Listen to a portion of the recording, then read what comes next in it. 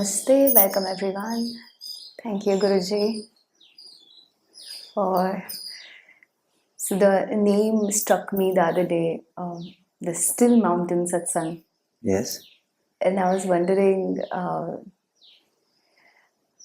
every mountain, like when you see after Arunachala feels still, like you sense this stillness in things.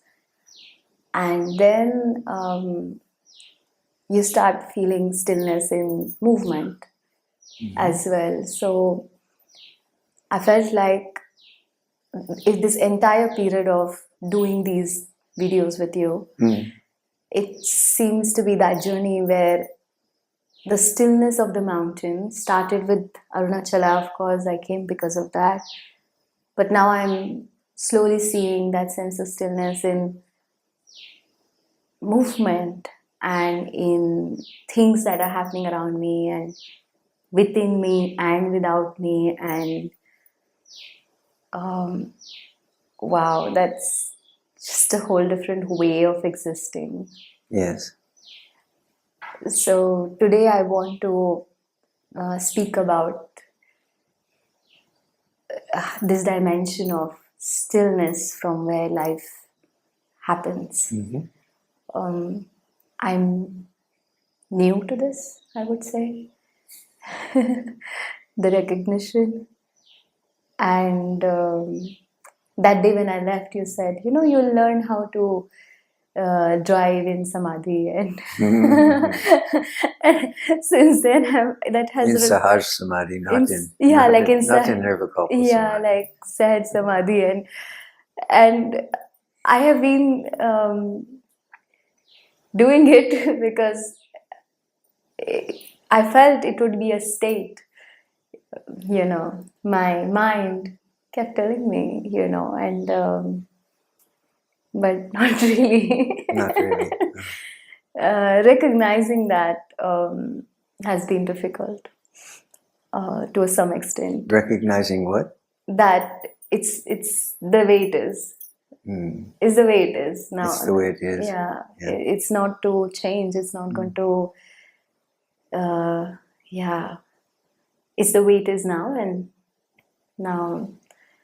So a lot of downtime was required, but then my parents came in, and there's Navratri going on, as it is a very high energy period, and so much to do.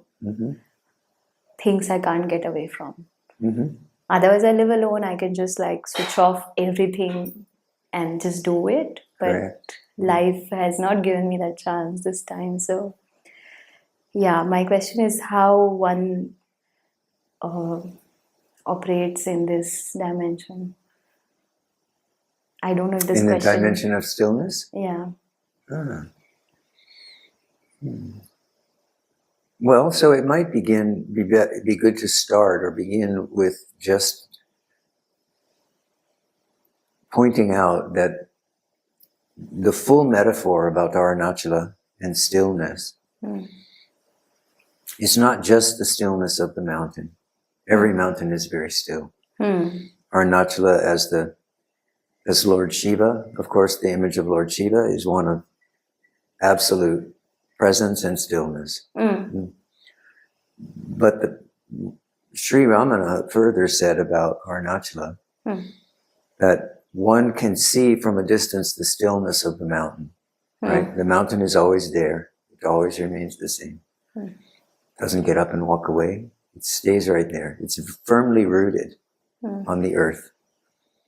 But on the surface of the mountain, there are monkeys, snakes. Yeah, entire life. There used to be cows and goats. They took them all off of the mountain. That was a good thing. Oh, okay. They used to let the cows and the goats and everybody wander. Like graze. Graze up there. Okay. Humans on the mountain. So the surface of the mountain is quite busy, quite active. Insects, animals. So you have this interplay between the stillness of the mountain and its firm rootedness on the earth and the movement of life which takes place on the mountain deer and pigs and all sorts of animals that are there, and insects, and the forest is growing, dying, rotting. So all of this is taking place on the surface of the mountain, but the mountain is unmoved by that. It supports all of that, but it's unaffected. So this is really the complete image that Ramana was speaking about. So this reminds us that we are here, but we are not just what we see on the surface. In oneself or in others. We're not what we see on the surface. What's beyond that? This is the foundation of the question, who am I? Phenomenal. Is to know who you are beyond the senses, beyond the mind, beyond the emotions, beyond the body, beyond the experiences that you're having. And still be able to relate to the whole thing as you're seeing that you have to do. Yeah. But you can't really be as effective if you are always drawn out into whatever the stimulus is, whatever the phenomenon are, whatever the objects are. If you're always fully drawn into them and nothing is reserved in the still point, at the still point, then you can lose your way in the phenomenon, in the objects. Right. Yeah.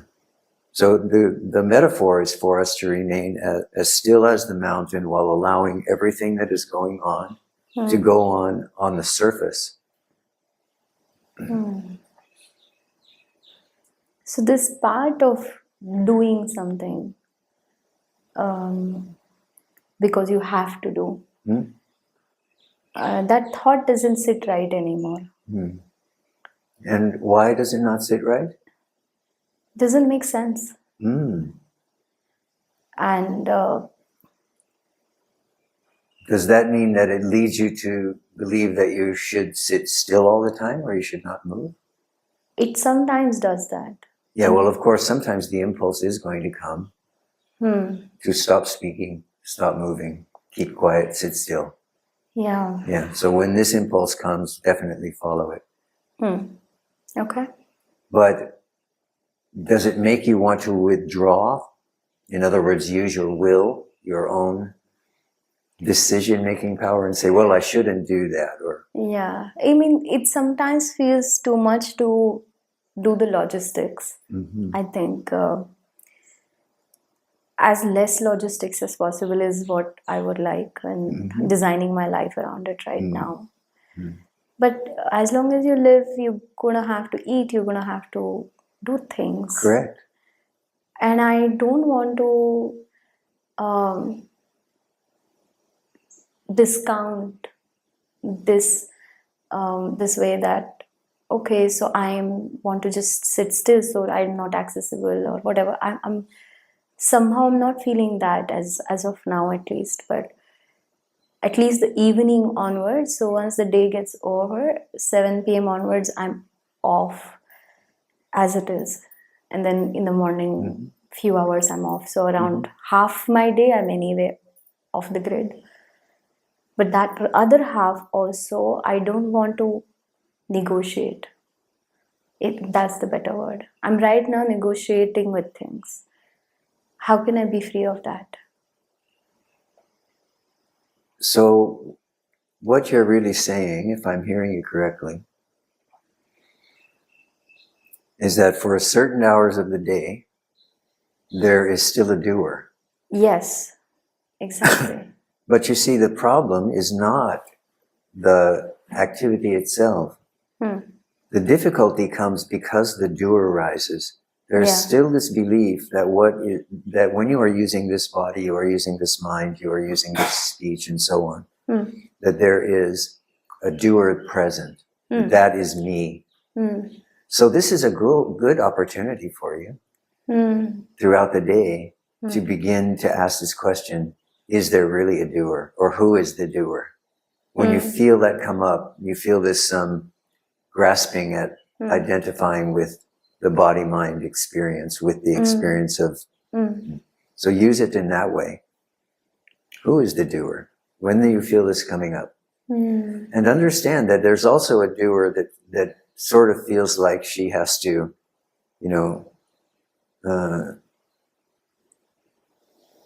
that there should be a time when she stops doing something.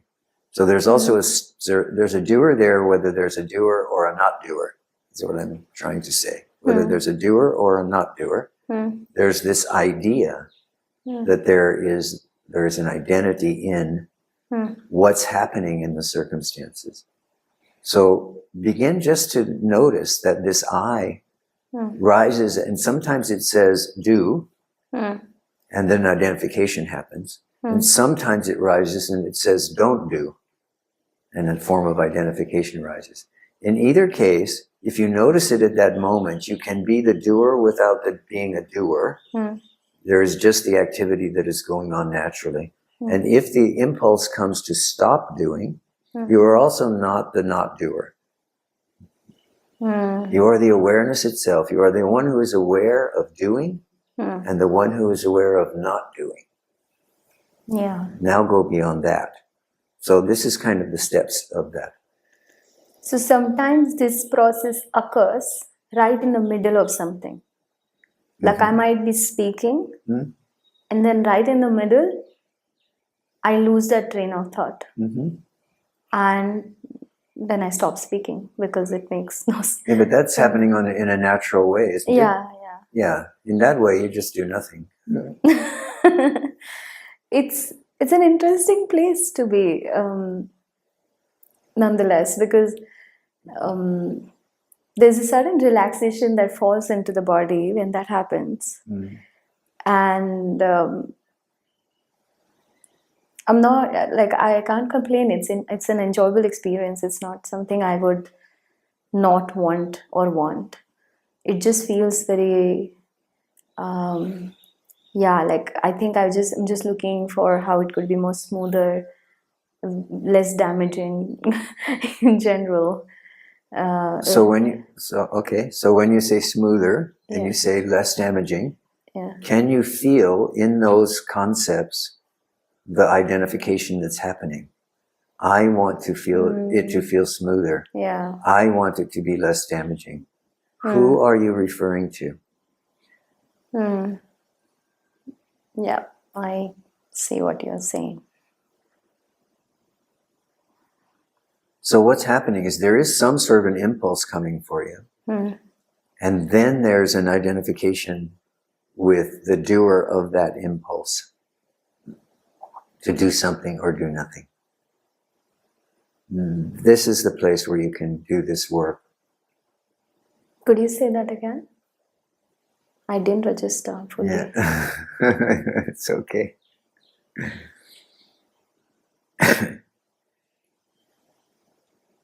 So I asked you, can you feel the identification with those desires to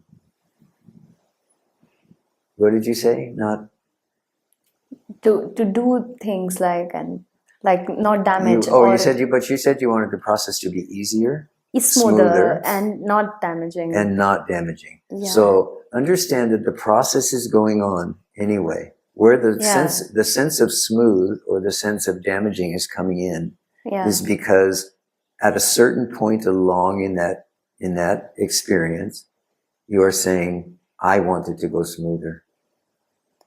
So I recognize I feel this, but I do not know now. There's a partial awareness. There's only a partial, like there's something aware that I'm doing it, but my tendency or my vasana is so strong that it takes over, but that is also seen, but it does take over. So it is happening, not that I'm not aware.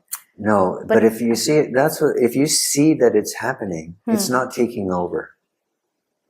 Taking over means I am ignorant of what is happening. Okay. If you are seeing what is happening, now you have the possibility of perceiving that, to use a metaphor, as though it's a bubble rising in water or in the sea. And when it gets to the surface, it pops. if you are seeing it. It doesn't trap you. So I think that I would have to share something, but practically, and then maybe I'd understand better. So last few days, I've been going through some chanting meditations. And after a certain point, I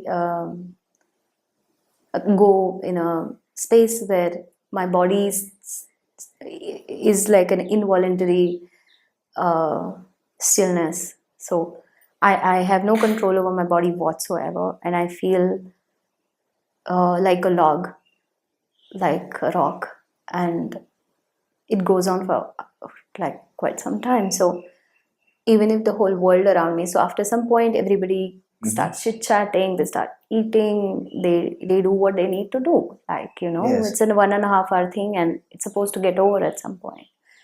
For me, it runs for hours after that, and I can hear everyone. I can see my process inside, and I can hear and sense everything outside, but I can also sense the chants, like the vibration is. So I felt like yesterday, I felt like my entire right side was vibrating on a whole different dimension than my left. And I felt like a split, but not disharmonious. It was very harmonious, but it was very beautiful to witness that. So sometimes I see, if I could probably say that this was the way I experienced Shiva and Shakti at the same time. Yes. So I feel the log, but I hear and sense everything, but riding that time or coordinating or speaking. Like the other time, my mom got very scared when she saw me like that, and she was like, what happened to my daughter? She's just not moving. Maybe she's unconscious.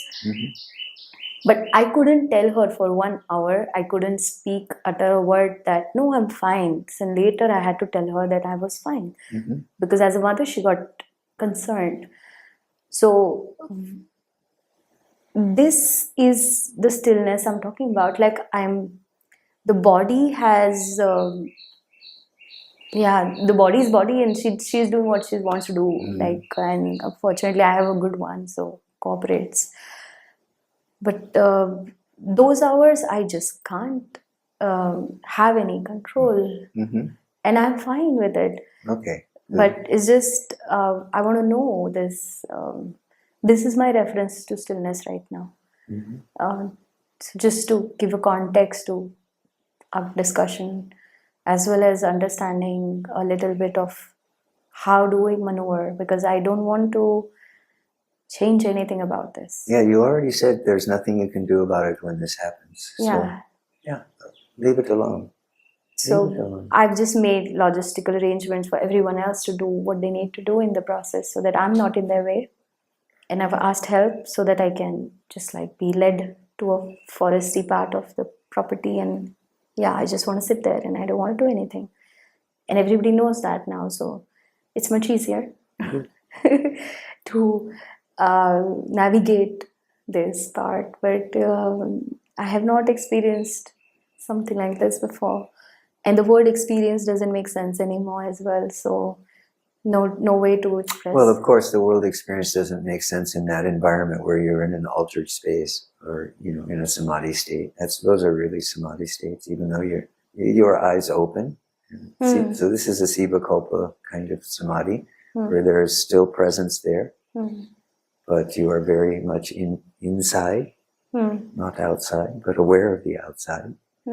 Yeah, so this is all very good. So if you can make arrangements and you can understand, people around you can understand, they cannot trouble you during that time, then you are fine. Yeah. The other night I was so stretched in some way to figure this out that I was going to ask that if I could come and sleep here. It's like, only Guruji could help me now. Because I was like, at this point, I have just no idea. And I just felt this, but it's something took care of it, like I didn't have to. I couldn't move, but someone in the group stepped up and she just decided to be by my side, and yeah, it was quite something. And then it's just been continuing. Last few days, everything has been like this. So as I said, I'm finally comfortable here. So you are learning to trust, We talked about this before. These experiences are going on in some way. Yeah. And you are learning to trust, to follow what is happening. Yeah. Because in the final analysis, you've heard me say this before, there is really nothing happening. There is a perception in experience and in the mind that something is happening, and there isn't a trust yet. Is this good or is this bad? So the mind is still trying to find still trying to make some decisions about what is happening. Yes. But you are getting to this point in your own experience where unless you take up some form of what might be referred to as radical trust, in other words, to know that whatever experience you're having, you are being called into the heart, by the self. Arunachala has you, is guiding you. And so you are doing the right thing. You are staying in it and letting it unfold and seeing how it's happening. So then someone comes and looks after you, or you're able to step off into the forest and just stay there for a few hours. So yeah, it's all well. Everything is well. Another beautiful dimension of this is feeling this sense of as if everything is in vivid color. Everything is brighter and more alive. So last night it rained and I decided to be in it, and it was as if I've never experienced rain before. Maybe I was because I was waiting. It was so hot all these days. I was waiting for rains, but it's interesting and phenomenal in some way to experience the same things, but so much. It's like I had a black and white television and now I have color, HD, 8K. It's very vivid, everything is so alive, everything is speaking to me, sort of. I don't know how to express, but yeah, feels more and more and more and more expansive also. It's like I've done psychedelics before, and after the drug starts hitting you, the world, the entire experience of how you see something changes. Yes, perception changes. And I know this space within me, and the last time I did a journey with the shaman, I had this, and then I never did it again. Like, I never felt like. But what stayed with me was, for about 6 months, I used to refer to that point every day and integrate it. So my integration of that journey was to go to that space and just stay there. And then when I would come out of meditation, the mind would come back, the doer would start doing things, and whatever, life would be as is. But now I feel that reference is expanded within me without, of course, any stimulation like whatsoever.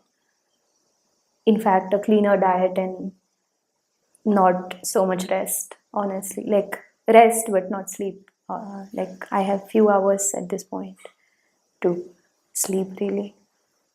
So does it, is it my personal experience that reference point expands, or is it how it works?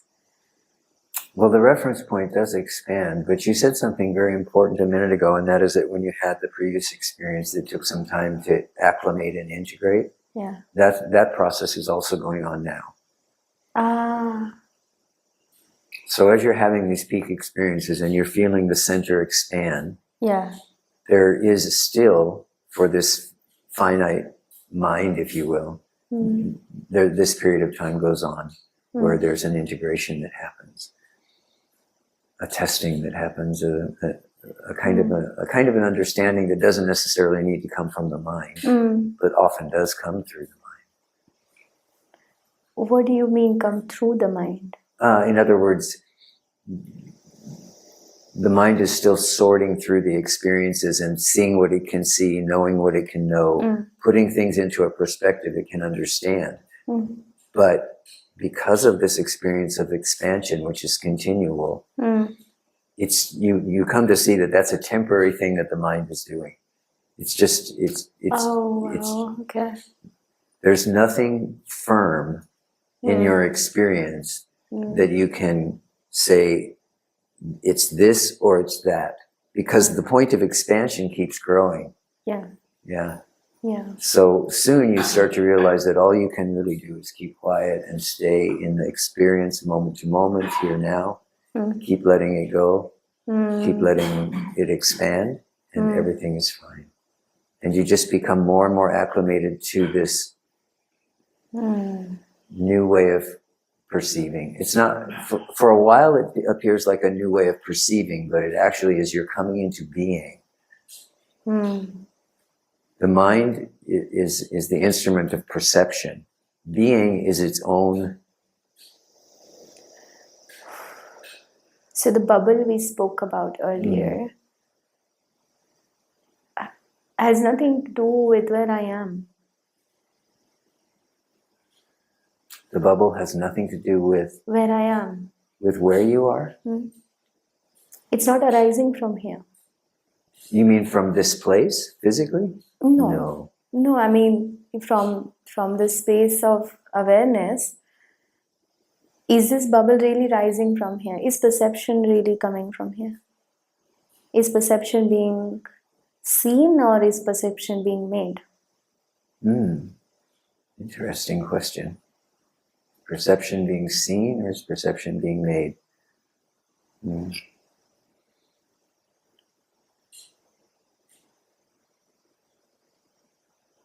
I would say both.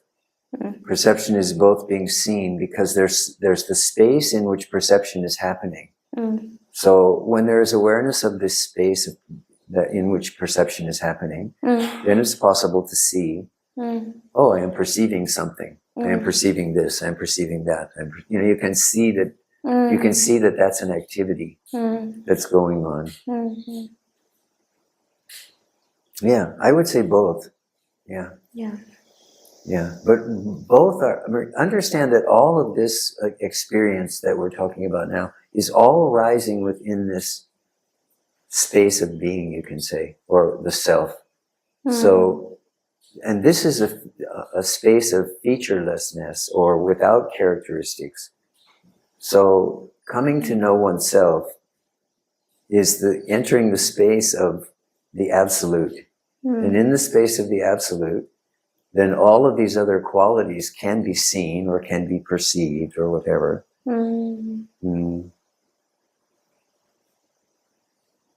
Where we run into difficulty with perception is really that we perceive something and then take ownership of it or doership of the perception. This is where we run into difficulty. If perception is happening all the time within the space of awareness, then it's not a problem until that perception is grasped, clung to, pushed away, said to be right or to be wrong. Yes? Then we start to grasp, we start to build this identity or this personality around what's being perceived, and we begin to struggle with that. We begin to push on that. So the matter, like we're all creatures of the habits we have, how we say, To a point. Yeah. Like to a point, yes, of course. I mean, not entirely, it's not possible. But So what I have so far got is it's both. It's being made, but if it's taken too seriously, it becomes identity. Yes. If it's watched, it doesn't stick to you. Correct. Yeah. Yes. So now I have the power to choose the perception I can have. Is it too much? It's going too far? I don't know. But it's like if I want to change a habit, when it is not sticking to me, then can I choose something that I want much more easily to be in my life as a habit? Can I choose a good habit over a bad habit? Would that be a perception that can be made? But it's still like a control. Well, you can certainly say that, and all of the traditions are based on making that kind of a choice, you know. So you stop choosing negativity and you choose positivity. You stop choosing the doership of your activity in the world, and you make that the activity of God. So you can definitely do that. You can choose the perception, and in all the traditions, what you're really doing with all of the practices, whether it's mantra, meditation, you're choosing more positive ways of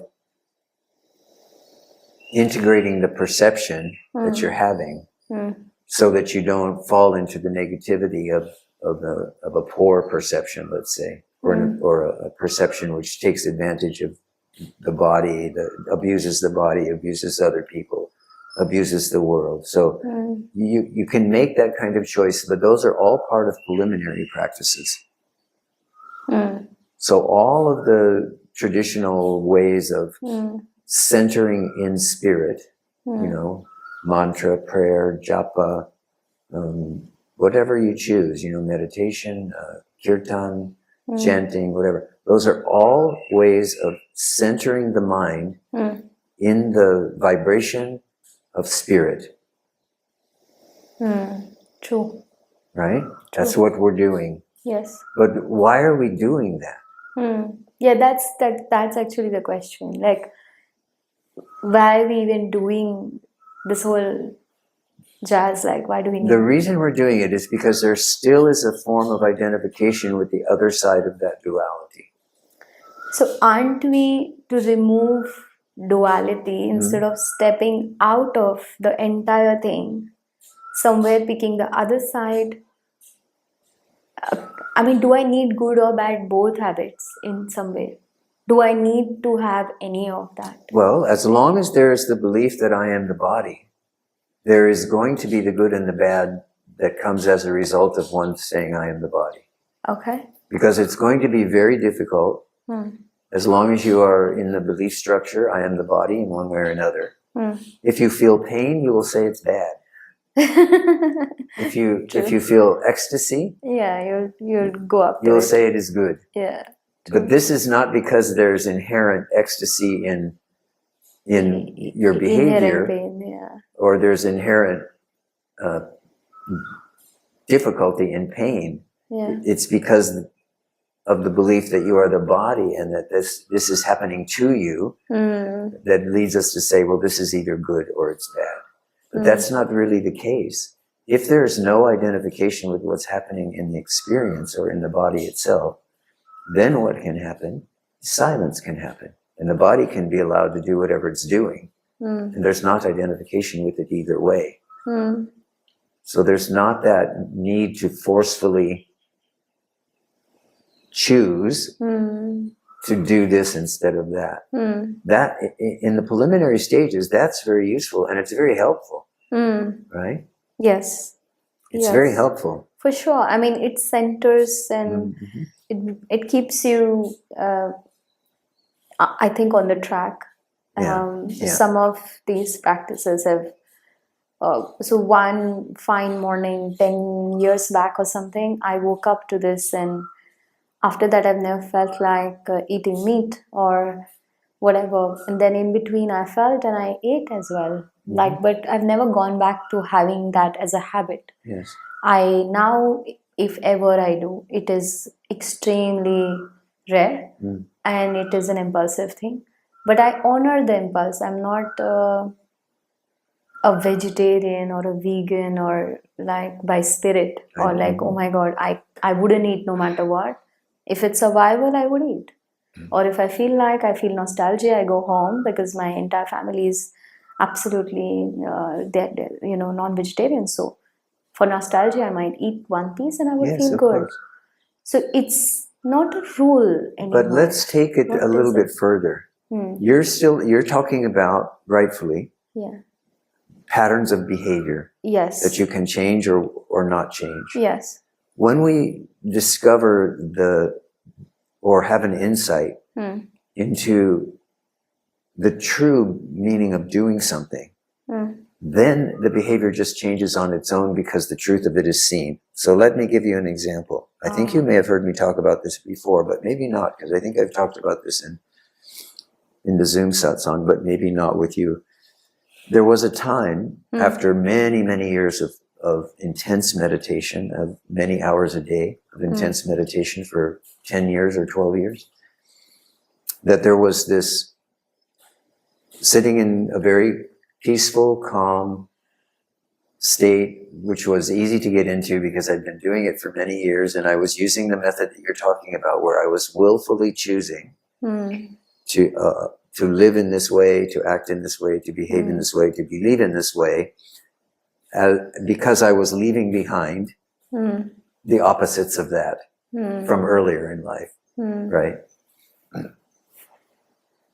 Leaving behind trauma, leaving behind war, leaving behind drug abuse, those kinds of behaviors, and coming into this new way of being in the world. And this took many years to cultivate and become stable and let all of that go, and have now this daily practice where coming into silence, coming into peace, coming into was just part of my normal routine. So I had become another person, a different person, you can say, using will, right? Using discipline, self-discipline, and all of that.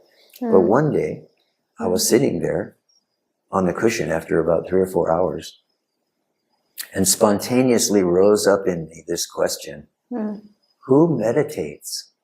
You see, because I had my whole life was directed during this period of time of 10 years. My whole life was reoriented toward being the meditator, doing the practice, studying the scriptures, all of that.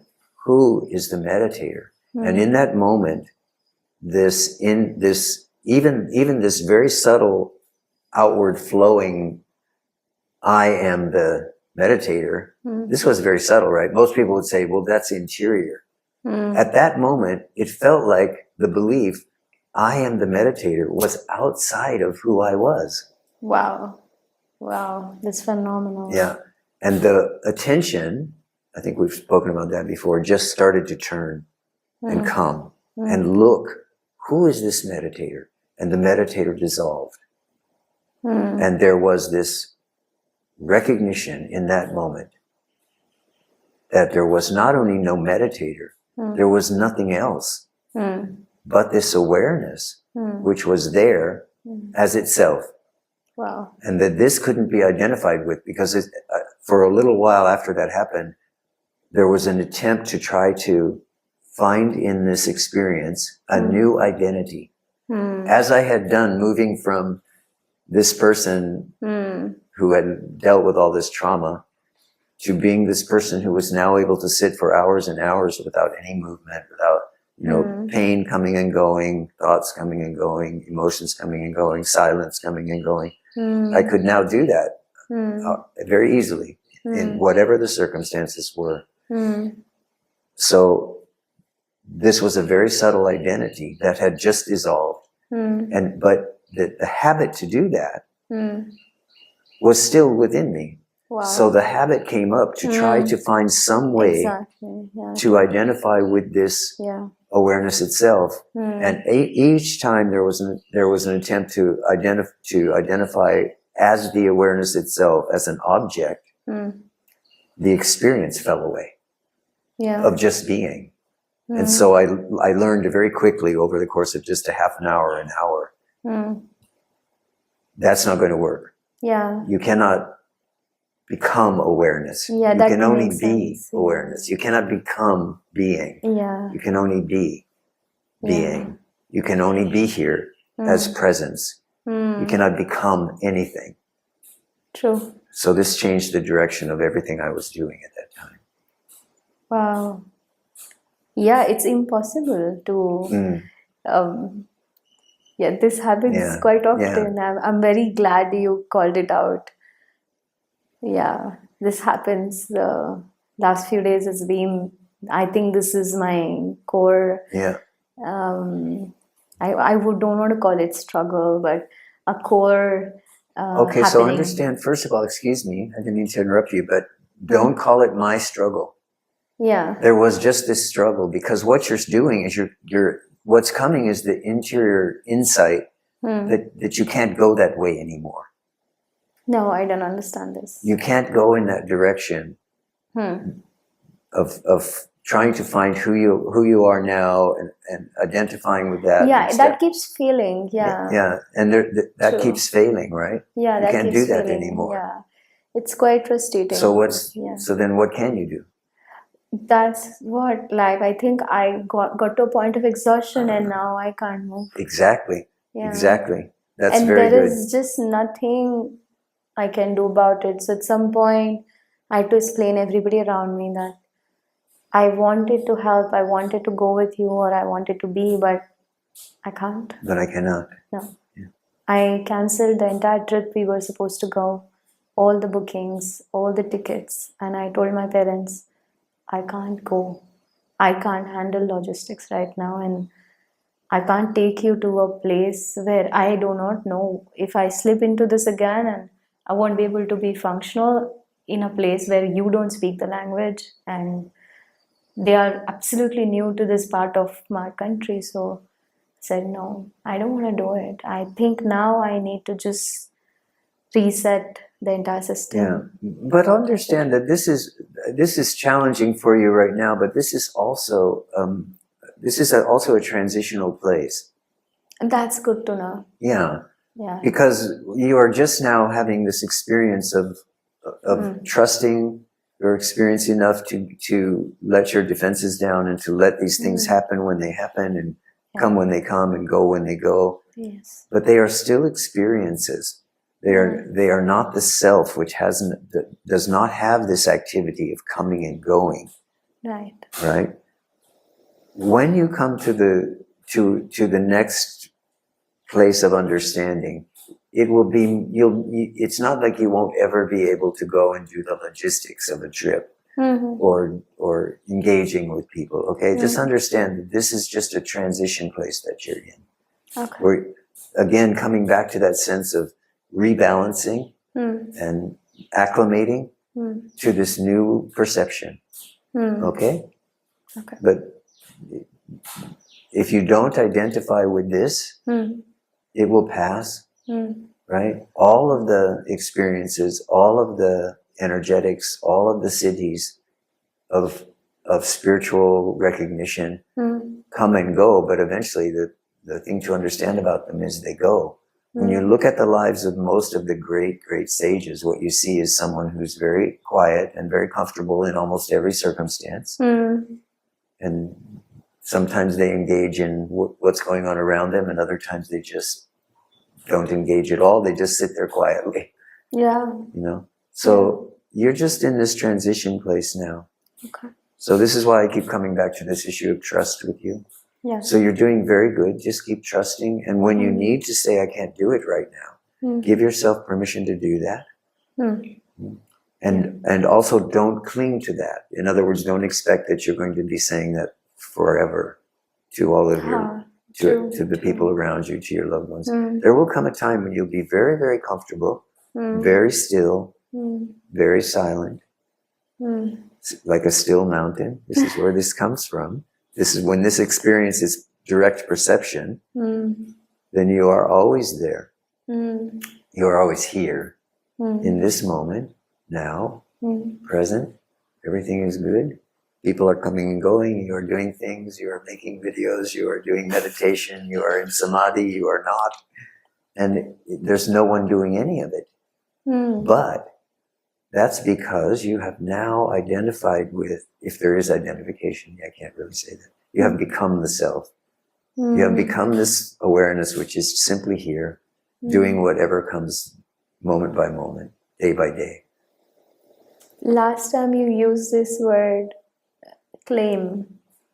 You said claim, something about this, and I don't remember the entire sentence at all. So I'm quoting out of context.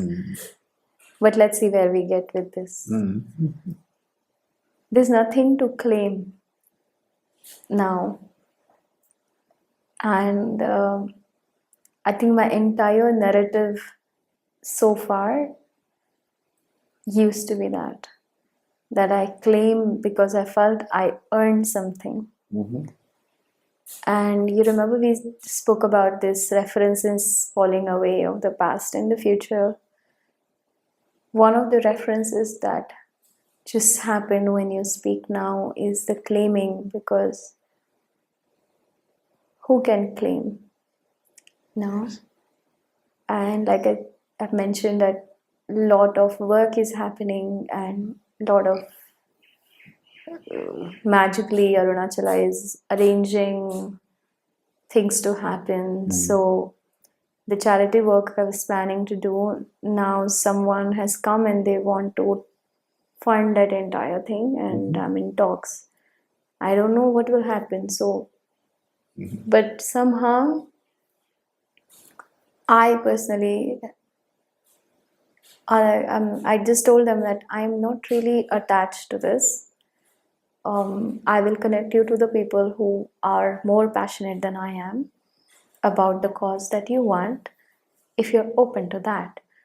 And he said, can you just be part of this? I don't want you to do it if someone else wants to take over, but I just want you to be part of this whole venture. And then I was like, yeah, maybe, yeah, that sounds perfect, because that's the role I want to play. That feels more aligned. And yeah, so I found my place. It's somehow getting clearer of how this was supposed to happen and the way it is happening. And I need nothing, I want nothing, is very clear. Yeah, and because there is no claiming, it's so simple to give away and connect. And yeah, and I told him that I don't promise you anything. I have no outcomes in mind. If you're okay to walk this path of unknown, completely unknown, yes, we'll do amazing stuff, but that would be in the hindsight that you can point out. Now, I'm not going to give you a project report. I'm not going to do any of that. And I've done funding work before, so I know how it works. And I said, I would just not do any of that. And would you be okay with that? And he was so surprised. And then he was like, okay, we can start small. And I was like, yeah, but I will not promise anything because I can't. So, and it's not that I don't want to be responsible or accountable. It's just that I truly do not know. Nobody does, I think. But yeah, in the capitalist world works differently. And I don't want to fit in those principles anymore. So I told him very clearly, but he was like, then just be there, And I was like, yeah, that's comfortable. Okay. So how? Yes. Is this okay? Like, this is how I'm navigating right now. This is not only okay. This is the best way. This is what you and I have been talking about. Yeah. So this is this idea of not claiming. But Yeah. the other side of that is maybe to say, just allow what needs to happen or wants to happen. Yeah. But for you to say, but I won't do anything. I just want to be there, and for him to agree to that. This is agreeing to the most powerful tool that there is. Yeah. And that is to just simply be. And also to be very honest and upfront, transparent, because I do understand that when someone puts in their money and their work and their energy to something, they might have expectations. And Yes. I am realizing that I cannot, like I said, the have to do part is no more existing. So I know I will not stand up to that. So why even give them even vague hopes about it or whatever? So I just don't want to flame any of that fire. That principle is like new to my ethic, but I have always been practicing this. But there's a whole different dimension on which this is now, or where I'm coming from. I used to always say that before as well. It's one of my core principles of business, that I don't promise, but if you don't like the product, don't pay me. This is how I would deal with corporates as well, that you don't like my program, I facilitate 3 days. You ask your participants, if you don't receive your objective, I don't want the money, but I'll not bargain. If I have said this amount, a penny less or a penny more, I don't want to have that discussion. So this has been my way of working, but now it has gone one step beyond, and like I don't know anything. So I would claim so much earlier that I would give a money back guarantee also, and now the same person is like, I do not know. So maybe it would be helpful for me to give you a story about Swami that I knew years ago here, who was a devotee of Yogi Ram Sarat Kumar and lived at the ashram. And maybe it would be helpful if I tell you his story. Okay. Because a similar kind of thing happened a different way a little bit, but and I can tell you what his experience was, and you might find something helpful in the story. Perfect. Yes. So this Swami was living over at Yogi Ram Sarat Kumar many years, at more than 10 years. This a very simple man living a very simple life, but very well known around the ashram because he was always there. Always there for meals and always there for chanting and things like that. Not chanting necessarily himself, but just sitting quietly. One night he had a dream. He called a vision of Yogi Ram Sarat Kumar saying to him, I want you to build a feeding station for the sadhus because their meals are not regular. And it's good for their health if they have someplace they can go each day, not relying on just the cars coming by on the road, but rather that if they need food, they know that they can go every day. They can have some breakfast, they can have some lunch. So I want you to build this place. And he said, okay, I will do that. But Yogi said, but you can't tell anyone. Yogi Ram being Yogi Ram. Yeah. And he said, okay, good. So what do I do? He said, you don't get to do anything. You only get to keep up doing what you're doing, and there will be a person who will come, and at one moment you will speak what I'm telling you, and this person is going to help you. So he just kept up. A couple of days later, someone came who was one of his circle of close friends, who was his devotee. So, what is up? He said, I've had this vision of Yogi Ram Sarat Kumar, and this is what he told me. And he said, oh, yeah, no problem. Wait a minute, let me make a phone call. So he makes a phone call, one phone call. This is what Yogi Ram Sarat Kumar has told Swamiji to do. Can you help us? He said, I have a piece of land over by Nanagaru ashram. I'll send the deed tomorrow. So the deed came. Swamiji went over, looked at it, said, okay, fine. He went back and he started, then this other guy started encouraging him to talk to everybody. That night, Yogi Ram came to him again and said, you are to do nothing. And don't tell anybody. You don't get to tell, you get to tell people what the project is, but you don't get to be involved. You don't get to organize it, nothing. So he said, okay, what do I do? He said, you move out to the land and you just sit under a tree, do nothing. So he moved out to the land, sat under a tree, did nothing. And slowly, well, actually it was really fast, people just started showing up because he told Mataji, right, Madhaviki, that this is what the vision was, and someone had given him this piece of land, and he was going there, and he was just going to sit there. So of course they went out all through the community. People started coming. One person said, "I will drill the well." Another person said, "I will pay for the concrete." Another person said, "I will get the kitchen going." And he just sat there under the tree. And they would come to him and say, "What should we do about this?" And he would say, "Okay, yeah, let's do that." But that was as far as his involvement would go. He said, "I'm instructed to do nothing, just to be here." So this is maybe useful for you to know that this is possible. You just gave me a complete clarity on what I need to be. Yeah. And because Yogi Ramsara Kumar was saying to him, the key is non-identification. You can look at it, you can say. That's what he's saying. It's non-identification. It's not doing. Not doing is, without identification, is as powerful as doing. So that, because there is this recognition that one is not doing, one is the self, one is open, one is serving God, then everything can flow through, because there's no personality or identity to get in the way of it. So, Wow. try it. It's a very interesting example, because something very much parallel to this happened just yesterday. We went to a village. I'm doing this with another friend, and he serves in that village. It's a gypsy village close to Vediyapanur.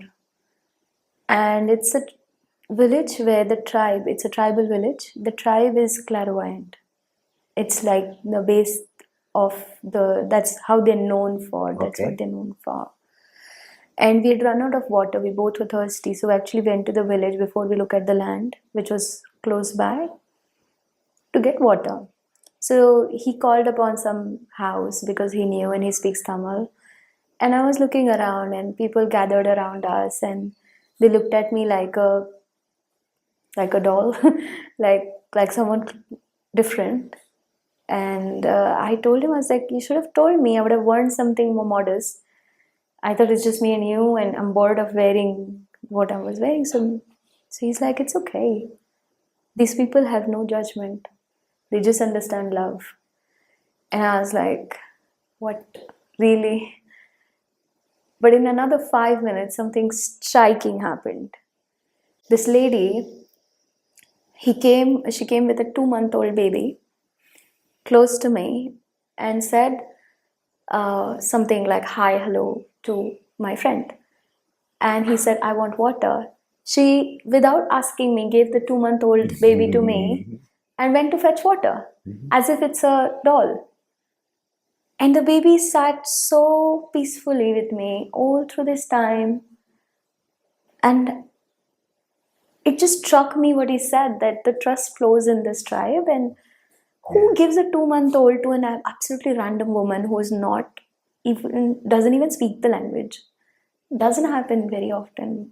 Like, I would not give my child if I were to be a mother, but she just gave the baby to me, and she went fetched water. She kept talking to everyone, and I'm still looking at her that now she'll claim back. Now she'll claim back. Till I gave the baby back, she didn't come. She kept going around. She almost took like a break for 15 minutes or so, and baby was chilling, laughing, smiling at us, and kids playing around. And I was like, yeah, I would like a land next to this. Like, these people. This group of people, yeah. Yeah, they're good people. And he said, we've been feeding this village and taking care of them. They don't speak the exact Tamil, but like they speak their own language. A dialect, yeah, like a dialect. And I said, they speak literally the language of love. Like, the And energy trust, and just trust, for me, some of these experiences have been so strikingly opening my heart that how could someone just leave their 2-month-old baby with me? And it was just phenomenal. And then we go see the land, and I love it. And we meet the owner directly. We don't have any middleman. And the guy says, you sit with the owner and you tell him And I said, if they can donate, because I have no money for this. And he said, do you like the land? And I said, yeah, I love it. It's beautiful. It's flower agriculture on 2 sides. It's going to be fragrant. What better could happen to my life? And he's like, then I asked, what's the price? And he said, we'll talk about it. And he just left. This was just yesterday morning. And when you said about this whole story, that entire memory just got refreshed. And I'm like, yeah. And I was just telling Murli, my friend, that this is the neighborhood I want. Because the stuff we're going to do is going to involve a lot of catharsis. And we were shouting, screaming. And like, there's deep work that's going to happen in this place. And there's satsangs will happen. And kirtans will happen. And it's going to be noisy at times. At times there would be people in samadhi who don't want to be disturbed at all. So we need quite control over this people around. But this whole tribe is clairvoyant. Who would imagine that you could have a land next to a tribe like this? But it's just insane how life operates. That's one. And second, how you said that, and it's so relaxing that I have to do nothing. It's so liberating. God's will. It's God's will. Mm-hmm. And I have no problem. If it works, it doesn't work. Yeah. I am loving the process so much of creating this. I don't even know what's being getting created. Or how. It doesn't matter. Yeah. God's will. Let God's will be done. Yeah. Through you. Literally, thy will be done is like very good. In the air now. Very and yeah. It's just astonishing. Like, nobody shows a land and doesn't tell a price. Never happens, right? But it happened yesterday. And the guy's like, just. And you can't say it never happened. That's true.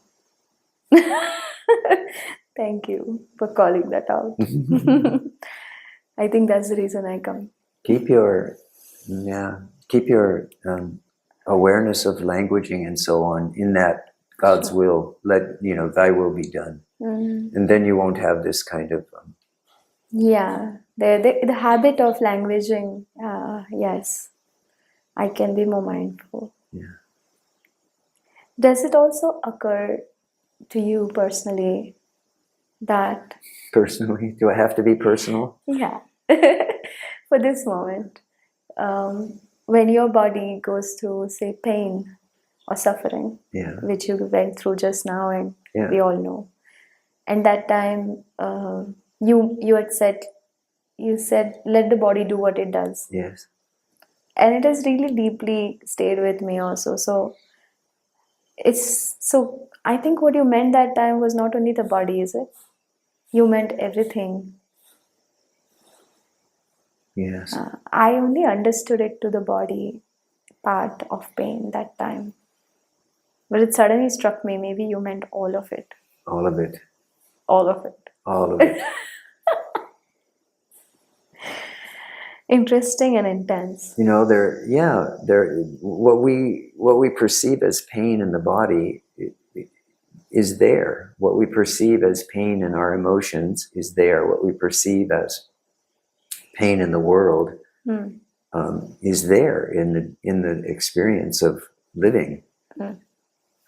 But what we do, what a person does after that perception has risen, that there is pain in the body, makes all the difference in the world. Because if there's no identification or attachment to the body or attachment to the story, then that pain is just left alone to be pain for as long as it's there.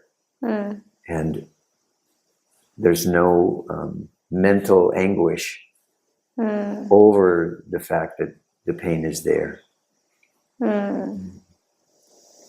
And the result of that is very clear. A friend of mine who was here during the time that I went through the surgery, after it was over with and I came home and he was here looking after me for 4 or 5 days afterwards. So he was with me for about 10 days. And he had flown here from someplace else in India to do that. And he had just come from spending 2 weeks with his mother who had surgery. Oh. And he on her back. And he said that the difference was night and day. That being with her, there was so much stress and so much anguish and so much tension and so much uncertainty, and everyone was stressed, and you know, family was stressed, nurses were stressed, everybody was stressed, mother was stressed, all of this was going on. He said, and then he came here, and the next morning he came for the surgery to the hospital, and everything was so peaceful and so calm. And I came through this surgery. I had to stay in intensive care for 24 hours after the surgery. And when I came back into the room from the intensive care, he was there. And then he was there for the next 3 or 4 days. He said, amazing. It was like being in a temple. And the difference between being in the hospital with his family and being in the hospital with myself and Elena was like, he said it was hard for him to comprehend what was happening. Wow. And the staff was so friendly, and everyone was so peaceful and so calm. The nurses and the doctors coming in and checking on me. Everything. He said the whole floor in the hospital was just like a sanctuary. So I'm not bragging on that. I'm just saying that's the difference between there is pain and then there is suffering. And suffering is not mandatory. Suffering is voluntary. Optional. Optional, yeah. Thank you. Yeah. I think Eckhart. And that's says true on that every very- level. Yes, Eckhart talks about Eckhart talks about Yes. this. Yeah. The pain body and suffering, and it has helped me immensely with Yeah, my yeah, disease as yeah, well to this. live. But this is also true of Yeah. mental pain, right? Of emotional pain. I think it just becomes a bit hard to differentiate that. Well, subtle states are always harder to work with. Yeah. But And this is it's what we learn over years. You know? getting a grip on mental is, to my experience, is still easier than emotional, because the emotions for me have been this driving force of why I do what I do. And when that is not working out or not feeling like, it becomes hard. Suddenly it becomes difficult. But the subtler states, like you said, the more subtle your attention, I think it's skill set somehow also now that, Yes. yeah, like you really have to skill yourself and upskill with different techniques. Also, we are blessed. I mean, I think there are thousands of techniques to do this now. So whatever works. But I have like a whole toolkit now, and I use things as much as I can. But even the willingness or this internal motivation to go subtler in emotional states is has been quite something for me. Yes, but in the Vedanta and Advaita world, all of those techniques and methods are really broken down into one instruction. Yes. And that instruction is not this. True. Neti neti. Neti. Yeah. Neti neti. And this works on the physical level with pain. It works on the emotional level with emotional pain. It works on the mental level with disturbing thoughts. And it works on the level of having difficult or traumatic experiences in one's past, which rise up periodically as a memory, or having a difficult experience right now, today. This is this remembrance, which is very simple and very direct. It doesn't take a long time, but it does take persistence. So you have to remember. You have to remember to say, not this, not this. The meaning being, I am not this. Yes. Yes. And then that naturally leads to the question, if I am not this, who am I? Who am I? The central inquiry. Comes back to the central inquiry. Correct. About the trauma, there's one teaching particularly of Ramana that has helped me, is that he says, if you were to throw garbage out of your house, Yes. do you go through the Would garbage you go all through over the sack? again? Yeah. Do you go through the whole sack? Would you go through the sack? No, right? You just throw it. You just throw the whole sack out. That has phenomenally changed my letting go process. Very good. Yeah, Lovely. that was, That's a profound example. so put all of these subtler states together. So how I've done is taken tools, got more disidentified with the tools, then put them together, then use Ramana's final go, and then let it out. Good, But good. softly and kindly to the body and to Yes, the of being course. also. Yeah. But This yeah, is very important. Softly and kindly is very important. yeah, I would be very To harsh the body, to the myself. mind. Yes. So Yes. not anymore. I was, I think, quite fortunate to have you and have teachers who could help me go through it. It was not easy to be by myself. I do feel there's a role of a guru, and just the masters in books also, like not only in person. Yeah. No, sometimes the hidden master sends you a book. Yeah, that's true. Or a conversation over a chai. Arunachala is not going to get up and walk into your room, but True. Lord Shiva may very well send you a book. Or you may meet, like I think in the subtler forms now, the meetings are so beautiful. It feels like I sat with this goddess Neela Saraswati for a few, like 2 days back, and it feels like the deities they have their own role, and if you connect purely, they can be phenomenal to help you get over that particular bump in your journey. So I see this role of mantras and chanting and tantra as well in my journey is very, very as important as the inquiry, because for me that works. Yes. This is my process. Yes, and this is the final question to be asking yourself is, does it work? Because you can always know that whatever tools are in your toolbox, when you don't need a tool anymore, it just stays in the toolbox. You don't bring it out. Yeah. You know? And it can stay as long as it needs to be. And maybe you pick it up again and maybe you never do. But it's nice to have it there. Yeah. So I've always built an inventory of things that have worked for me, consciously wrote them down or practiced or whatever you say. And also I think my profession helps because I guide a lot of people on these journeys. So I tend to have a bigger toolbox than I need most times. But it's not really only important. that, this being in this position for you is also a tool. Yeah. Every day. So amazing. The need to be present for others is a very important tool to the one who is asked to be present. True. I think I'm working on myself when I work on others for sure. Yeah. So yeah, I think this gives me a fair idea of what navigation looks like in this moment. In this transitionary phase, that was a big one for me today, to know that this is not going to be forever. And I don't need to be in a cave. I don't want to be either. Yeah, but don't be surprised if you find yourself there. You know, because that's exactly what happened to you. You were not physically in a cave, but you went to the chanting, and so on, and then you fell into the cave of the heart. So remember that the cave that you were talking about, we use as a physical example, is not a physical cave on the mountain, unless it is. For some people, it absolutely is. But the cave that is really being pointed at is the cave of the heart, where there is such deep silence and such deep surrender that people are all around you, but you can't say a word. You can't engage in it. Yeah, this is also a cave, but this is the cave of the heart. Beautiful. Yeah. I hope everybody who listens goes in their cave of their heart. That's my prayer for everyone, for the world now. Very lovely. Thank you. Of course. Thank you. Thank you.